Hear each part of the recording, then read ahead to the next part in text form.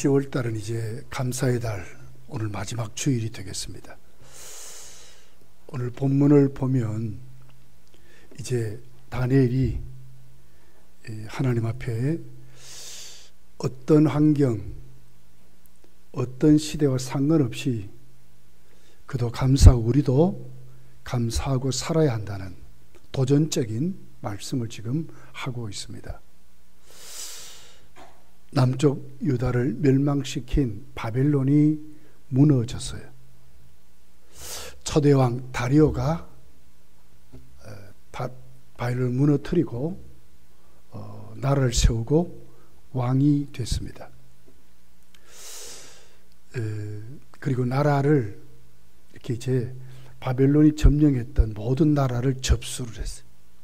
그리고 전국에 120방백을 세워요. 그러니까 우리나라 같으면 이제 시도죠, 그죠? 시도가 120개를 만드는 거예요. 그게 얼마나 큰 나라입니까?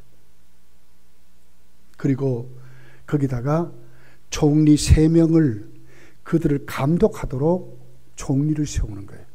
120방백과 그 위에 3 총리가 있습니다. 그 3 총리 중에 한 사람이 다니엘이었어요. 다니엘은 정말 똑똑하고 명철했습니다. 그랬더니 나머지 2 총리와 그를 따랐던 방백들이 시기를 하는 거예요. 어떻게 하면 저 다니엘을 넘어뜨릴까?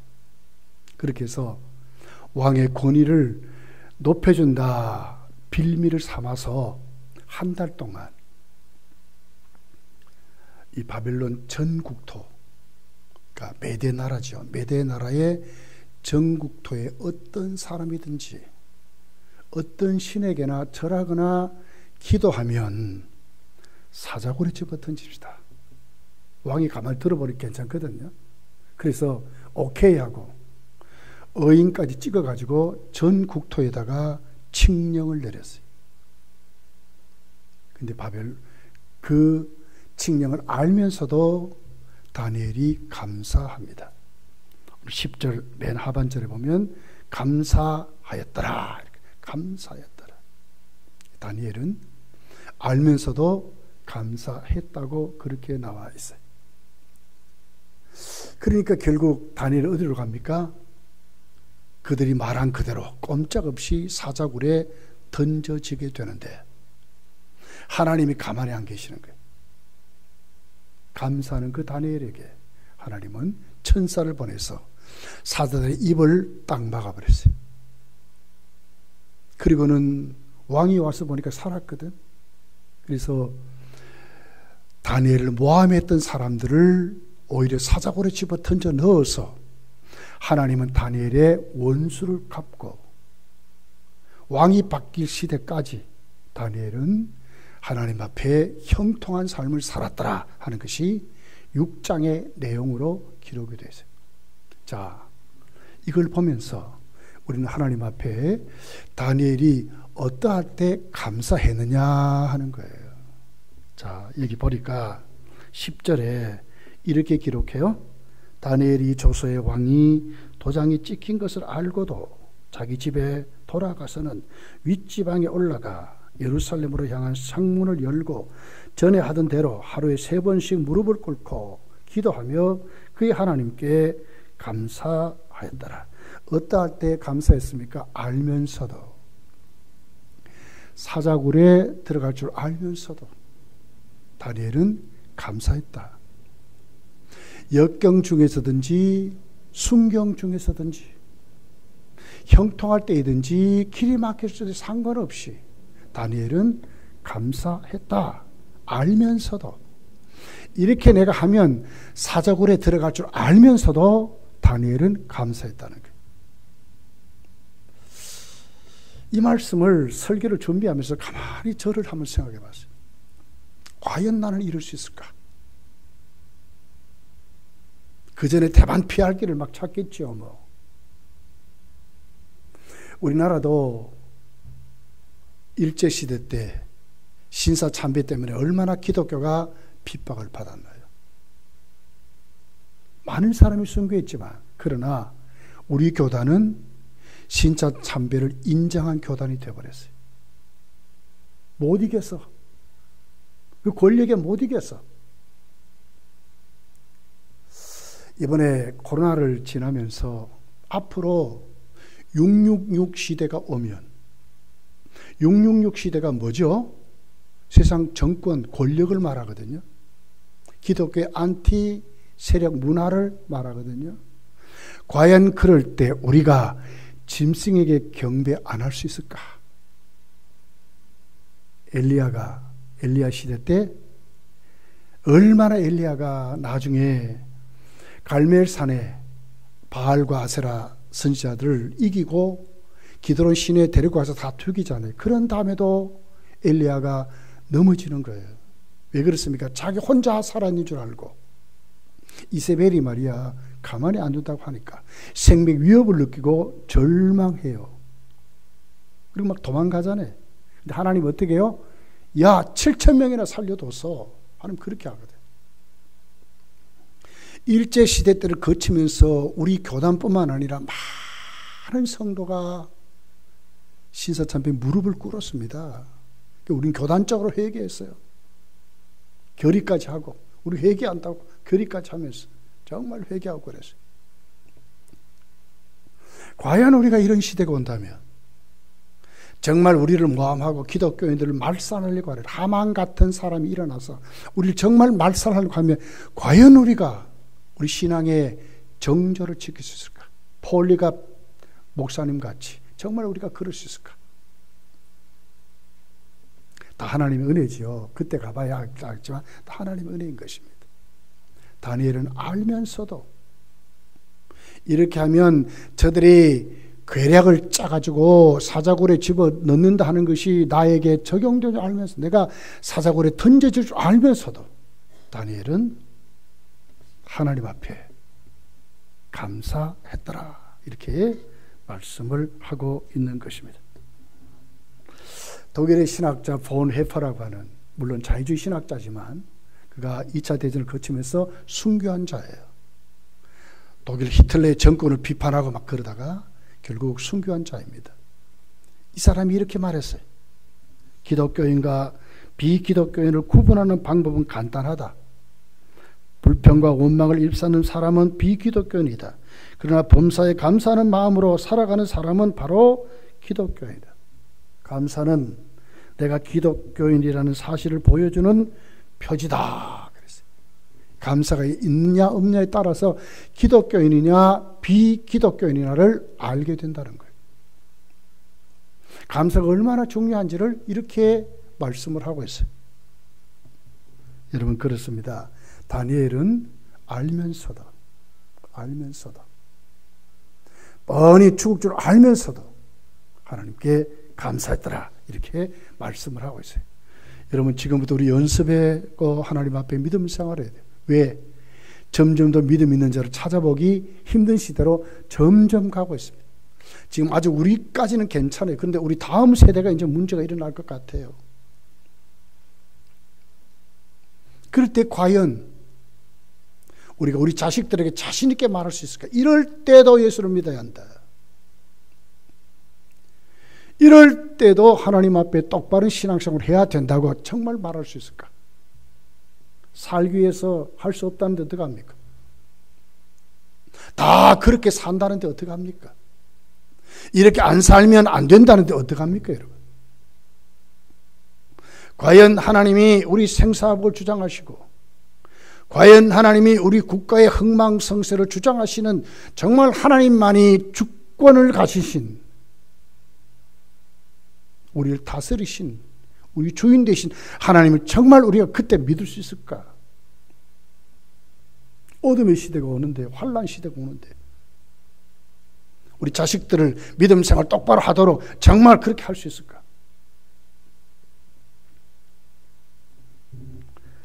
여러분 이 말씀 보면서 이 감사의 달에 여러분 감사로 충만해 주시기를 뻔히 알면서도 내가 이렇게 하면 손해보는 줄 알면서도 내가 이렇게 하면 하나님 앞에 때로는 사람들 앞에 형편없이 당할 줄 알면서도 할 말하고 복음 전하고 그런 사람을 살아갈 수 있을까?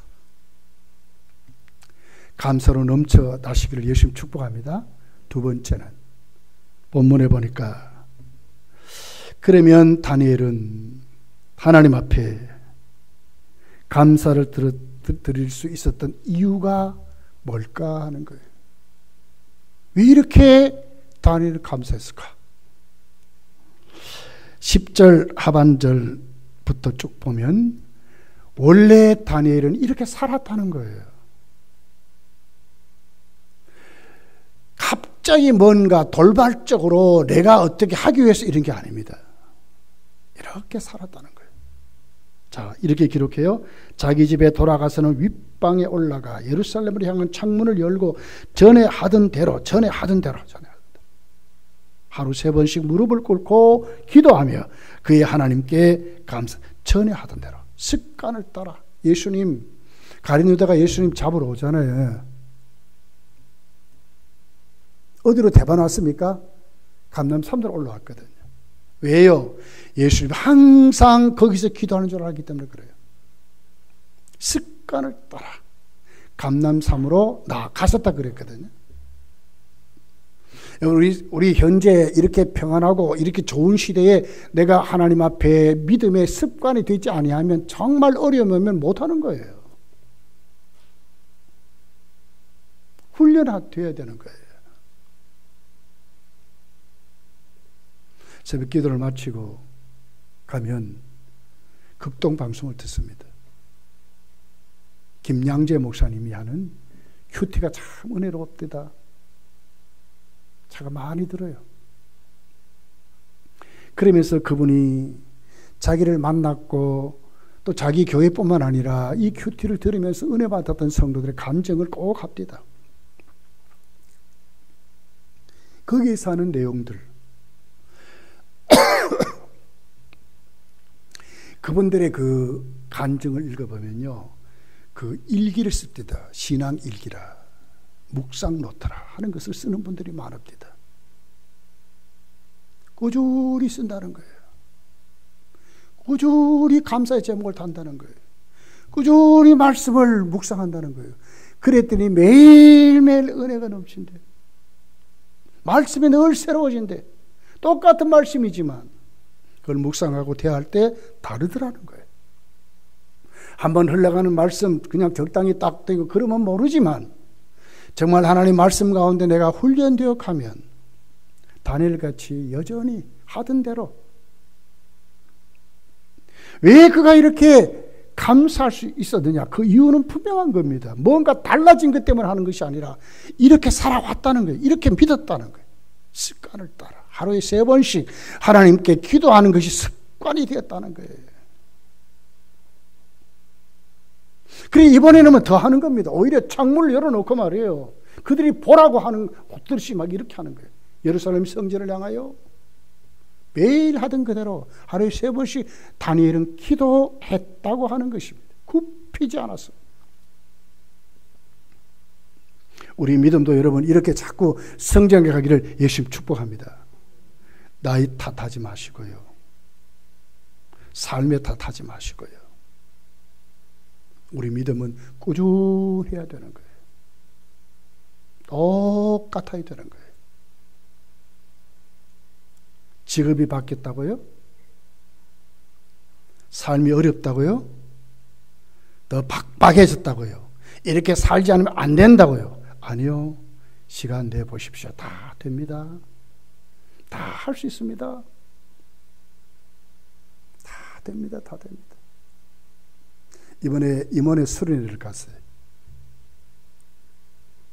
아침에 좀 푹 자고 싶은데 푹 잠이 안 돼요. 왜? 새벽기도에 훈련이 되다 보니까 꼭 그때 자꾸 눈이 떠져요. 물론 나이도 있지만 못 자겠어요. 못 자겠대. 이미 깨지는데 어떡합니까? 이 습관이 돼서 그렇거든요. 전에 하던 대로 잊어먹지 마시기를 예수님 축복합니다. 섬긴 대로요. 내가 받은 직분대로요. 하셔야 돼, 하셔야 돼. 이렇게 하는 것이 하나님께 영광이 되는 거예요. 다니엘이 죽는 자리까지 내려간 줄 알면서도 왜 했느냐? 매일 그렇게 살았다는 거예요. 뭐 특별한 게 아니라는 거예요. 세 번째로 보니까 다니엘은 어떻게 감사했는가. 그러면서 감사는 다니엘 하나님은 어떻게 하셨을까 하는 거예요. 28절에 이렇게 기록합니다. 이 다니엘이 다리오 왕의 시대와 바사 사람 고레스 왕 시대에도 형통하였더라. 왕이 바뀐데도 하나님이 그를 복을 줬대요. 왜?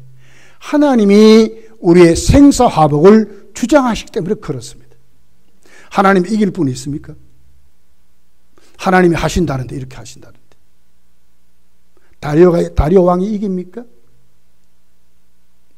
120 방백이 다 달려들어도 다니엘을 못 이겨. 왜? 하나님이 붙잡고 계시기 때문에. 성도가 누굽니까? 여러분, 우리는 누굽니까? 하나님을 아버지라 부르잖아요. 아버지로. 하나님 아버지로 모신 자들인데 우리가 누굽니까? 예수 그리스도를 주로 모신 자들 아닙니까? 사망 권세를 이긴 생명이 우리에게 있다니까요. 잠깐 사는 생명이 아니고요. 영원한 생명이 우리에게 있다니까요.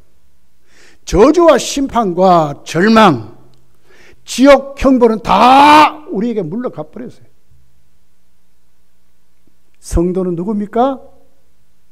하나님 우리를 고아와 같이 버려두지 않으려고 악착같이 챙겨가는 하나님의 사람이 됐다고요. 다니엘을 챙기시잖아요. 왕이 바뀐데도 다리오 왕 시대뿐만 아니라 고레스 왕까지 해도 다니엘은 형통하게 살았다, 잘 됐다, 그 말 아닙니까?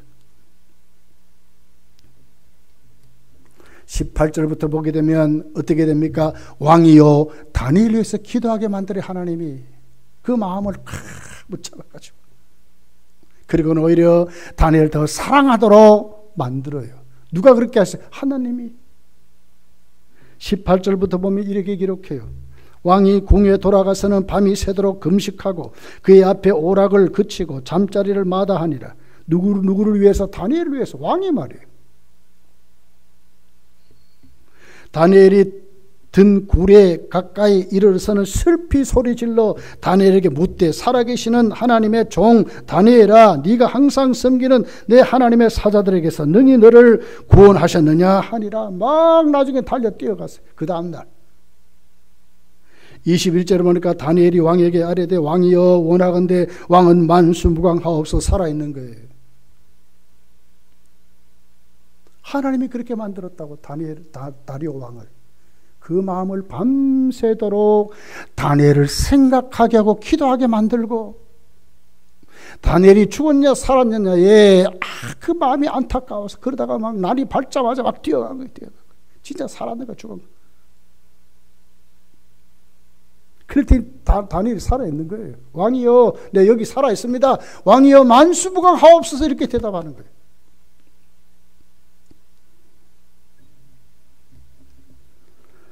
그렇습니다. 누가 진짜 사자굴에 던져졌나요?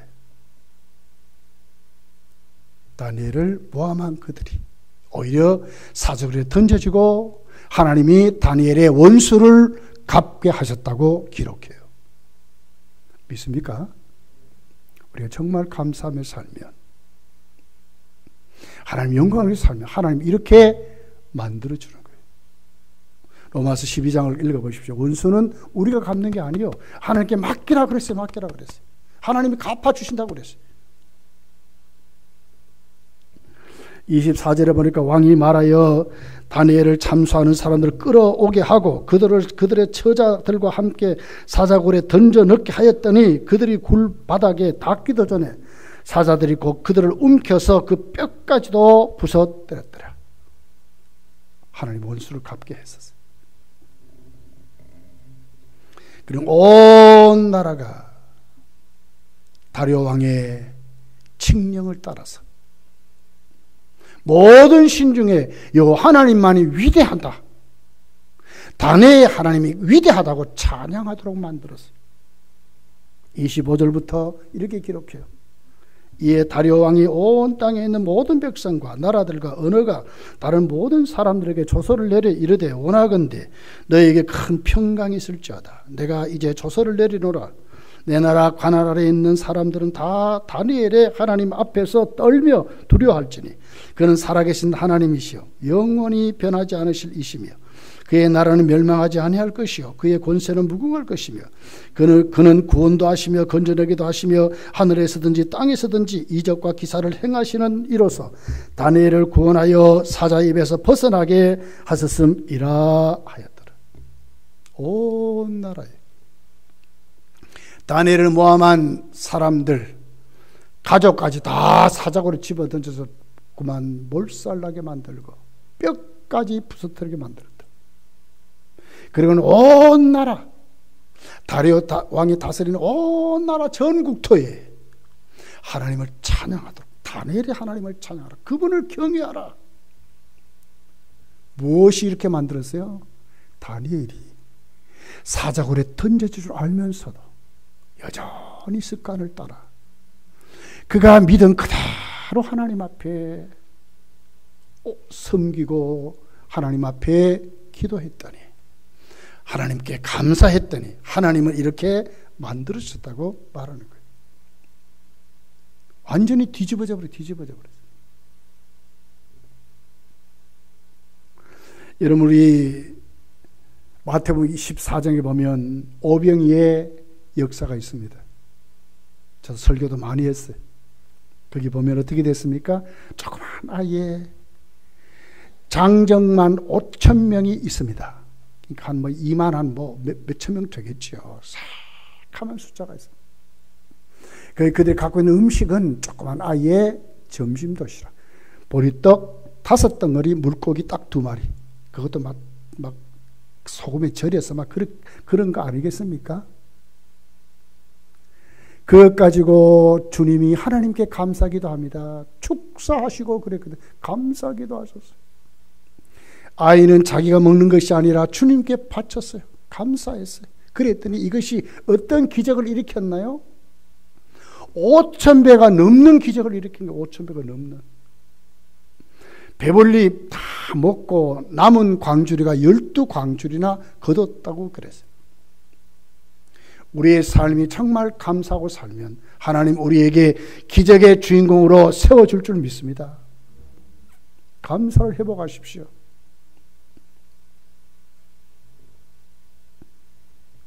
(28절에) 이 다니엘이 다리오 왕 시대와 바사사랑 고레스 왕 시대에 형통해서 잘 됐다. 시대가 바뀌고 왕이 바뀌어도 잘 됐다. 이 말씀 꼭 우리 가슴에 담고 여러분 다니엘이 뻔히 알면서도 여전히 하던 대로 무릎을 꿇고 하나님 앞에 예루살렘 성전을 향하여 문을 열어놓고 하루에 3번씩 기도했다. 그리고는 그런 역경 속에서도 하나님께 감사했더라. 이것이 오늘 다니엘의 감사였어요. 여러분 감사의 달에 감사로 충만해져서 여러분의 섬김이 감사로 여러분의 삶이 감사로 하나님께 영광이 될 수 있는 은혜가 넘치는 삶을 살아가시기를 예수님 축복합니다. 기도하겠습니다. 말씀을